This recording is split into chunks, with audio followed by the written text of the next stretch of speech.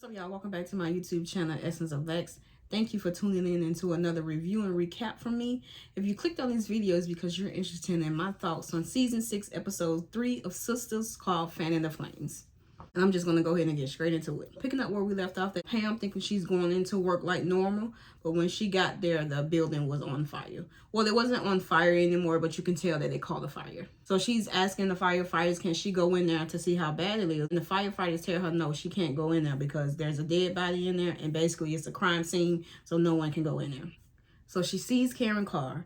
She don't see Karen. Karen is not answering the phone. The firefighters are saying there's a dead body in the salon. And with all of that information, Pam just assumed that Karen was the dead body in the shop, so she starts breaking down. So Aaron shows up to the salon. I guess I'm thinking he was probably already on his way anyway, since Karen wasn't answering the phone. But he also was on the phone once Pam noticed that something was going on with the salon. So I'm assuming he was either already on his way there, or he did a U-turn or whatever the case may be and changed his direction to go there. So he was trying to get answers, and the firefighter basically tell Aaron the same thing. There was a fire last night. There also is a dead body in the salon, and they're waiting on the medical examiner. And basically these current firefighters that's there don't know anything else because they relieved the night shift.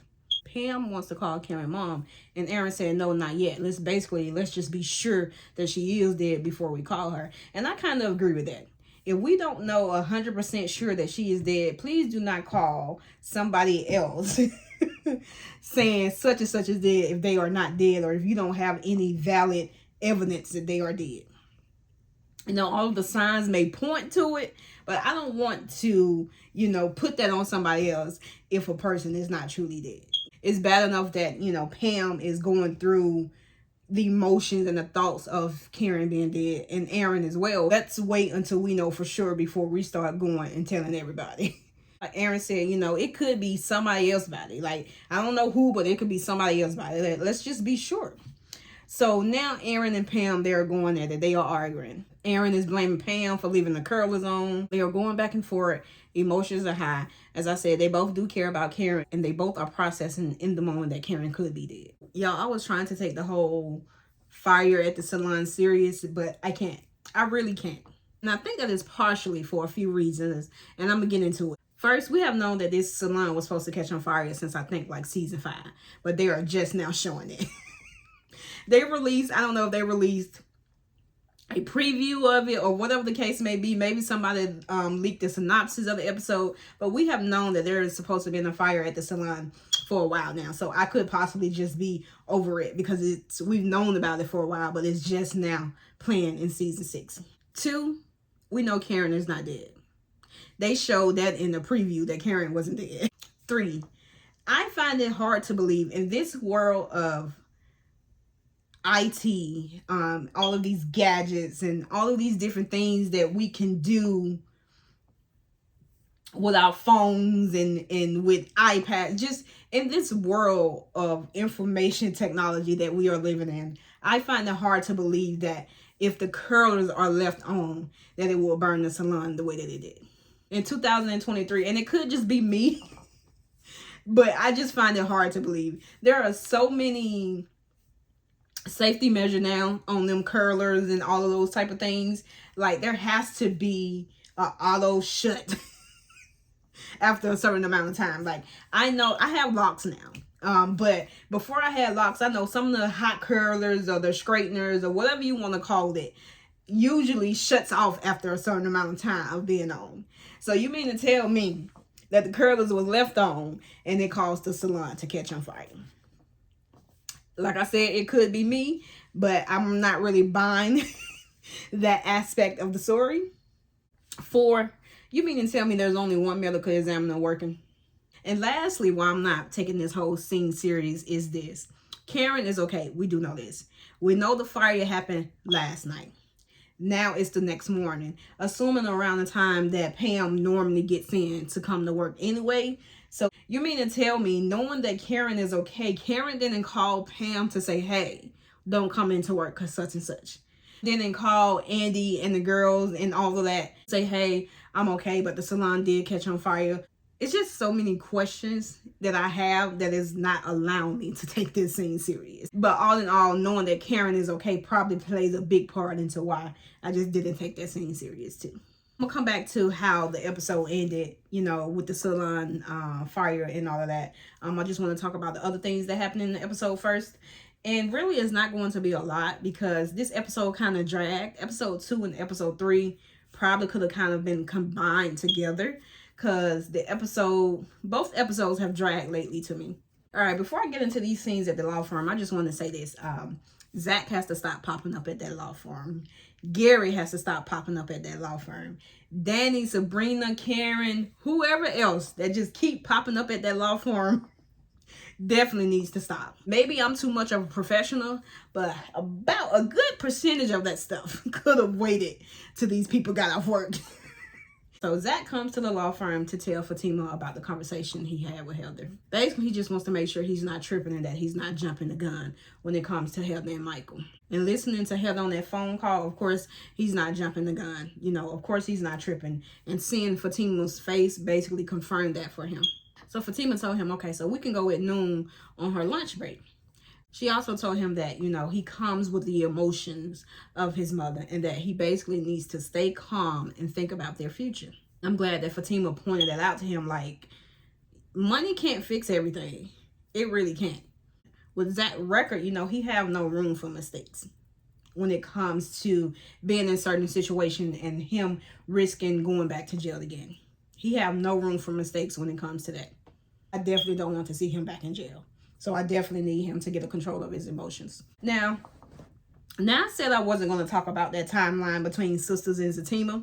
But I'm going to talk about it briefly. And especially since Zach said something that kind of brought up the timeline as I was watching this episode. You know, in this episode, Zach told Fatima that, you know, I know I've been going to therapy and I know that I'm working on being a better person.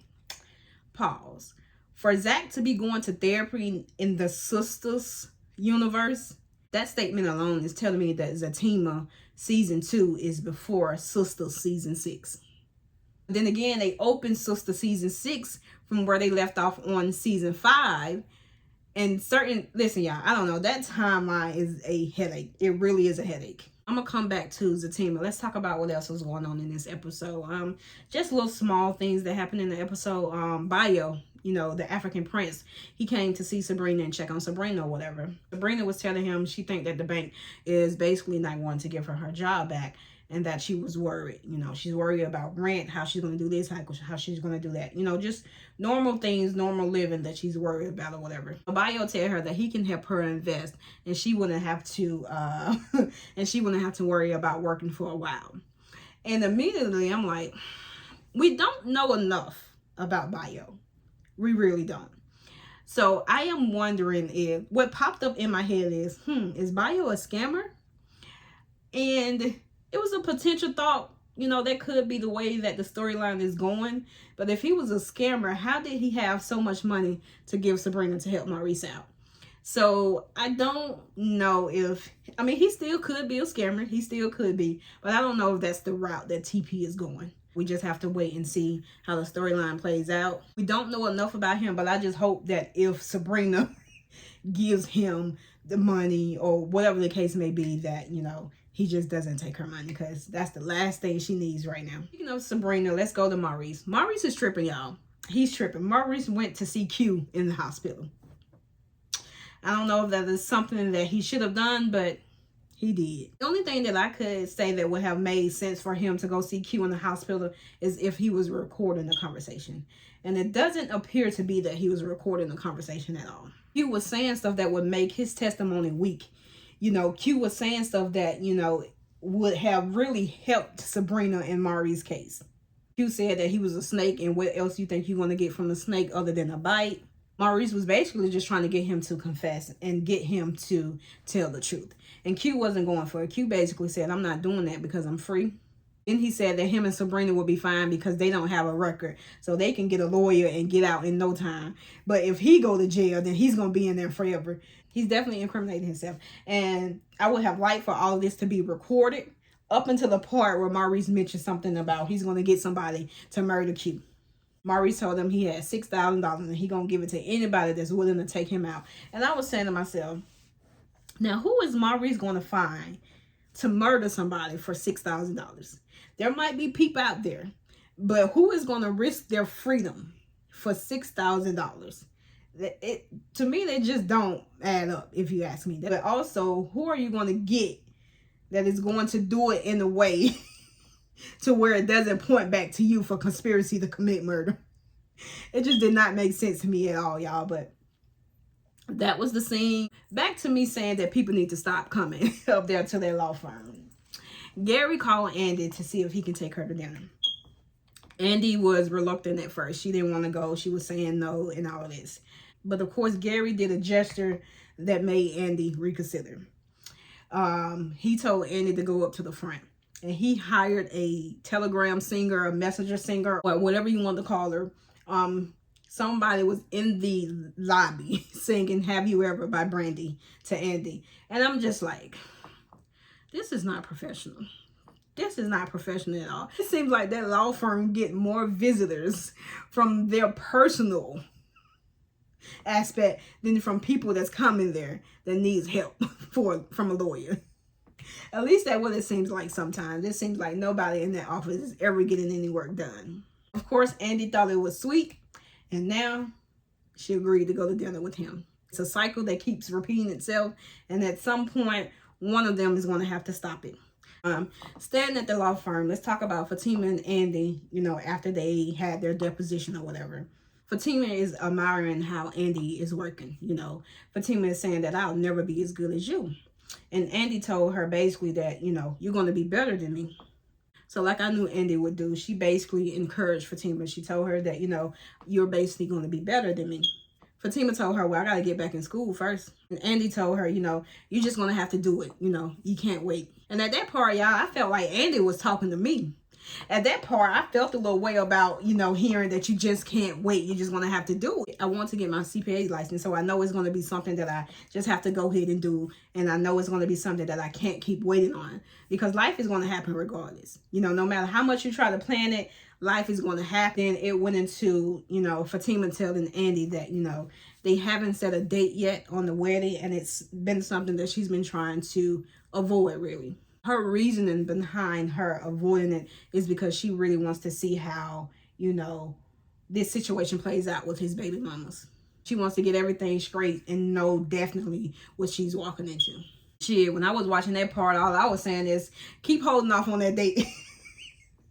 After Zatima 2A and what's going on in season 6, Zatima is not ready to get married. I'm riding with Zatima till the wheels fall off. But if I'm being honest, Zatima is not ready to get married. If it ain't one thing, it's another in that relationship.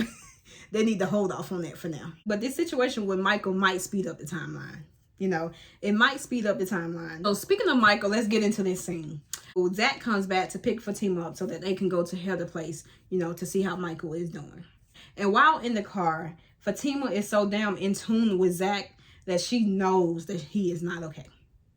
She can feel that he is not okay. All of this is making Zach think about his mother and his upbringing. So they pull up to Heather's house. They get there and Michael is outside by himself. And then there's a neighbor in the window, y'all. The neighbor in the window is spilling tea, just spilling all of the tea. At this point, if you ask me, there is no need to go up there and see how Michael is living, because this neighbor done broke it down from A to Z, if you ask me. Apparently, Michael be outside day and night by himself. This neighbor done called child services on Heather quite a few times. Michael apparently be hungry. Michael can't talk. Michael is still in diapers. So as any dad, not even dad, as any person would, they would feel bad about the situation.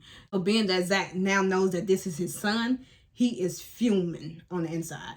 You can see it all across his face. He's trying really hard not to just spaz out. Fatima is trying to keep him calm. She's trying to keep him calm. And she tell him basically, we can't leave him like this. So they take Michael back inside. Heather didn't even know that the boy was even outside. So they walk in or whatever, and they're calling Heather's name. I think they had to call her name a couple times before she came out the room. Of course, Heather's only concern is the money. She signed the papers, handed the papers to Fatima, and was asking him, so when I'm going to get my first check. Fatima is trying to be calm because we know how she can get as well. If she get Riley, Zach is going to get Riley. So Fatima is trying her hardest to stay calm, not do anything that's going to tick this whole situation off. So Fatima tell her, yes, you gonna get it, you gonna get it. She started talking about how he's slow and she's been doing this for years, and Zach is trying to judge her and he's just not coming around. All of that. But the part that got me, y'all, was when Fatima asked her, when was the last time Michael been to a pediatrician? This damn Heather said, for what? He ain't got no cold. The shit is not funny, but it's funny because it's like, bro, what? What? Zach is trying not to explode, y'all. He is trying his hardest not to explode. Not only with everything that he's seeing, everything that he's finding out about his son, Michael, all of this is still putting him back to that 6-year-old Zach. So he is trying his hardest not to flip out. Then Heather's boyfriend, Jimmy, comes in. Did not make it any better, made it worse. Jimmy did not make this any better. Jimmy started talking to Michael crazy. Jimmy asked Zach, well, did you bring the money? Then he said something about, I've been over here raising your son and helping with your baby mama. Just saying all types of wild stuff. And at any moment, Zach could have flipped. I'm glad Fatima was there. I really am. Because if Fatima wasn't there, Zach would have flipped and Zach would have been back in jail.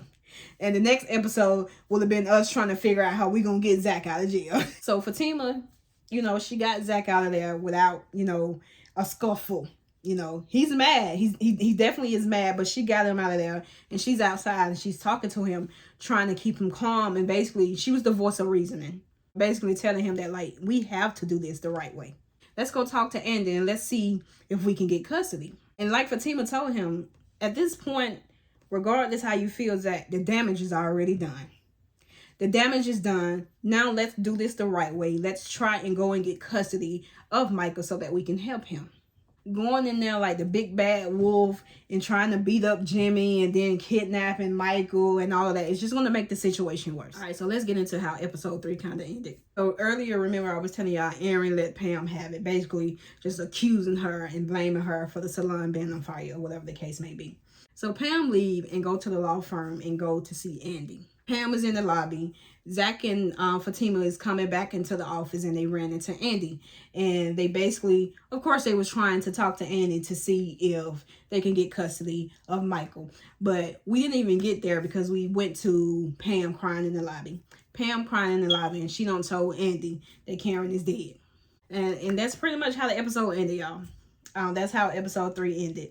We're going to discuss how Zach reacted over the news of Karen being dead. And y'all want to get my thoughts and opinions in my next review. But first, and before I get into that in the next review, I just want to say this in this review. Regardless of what Zach did to Karen, and regardless of what Karen did to Zach, at the end of the day, they still do love each other. You just don't stop loving a person because they did you wrong or this happened or y'all at odds. That the love just doesn't disappear like that. It doesn't. So before episode 4 played, you know, people was wilding. And I really don't know. I'm going to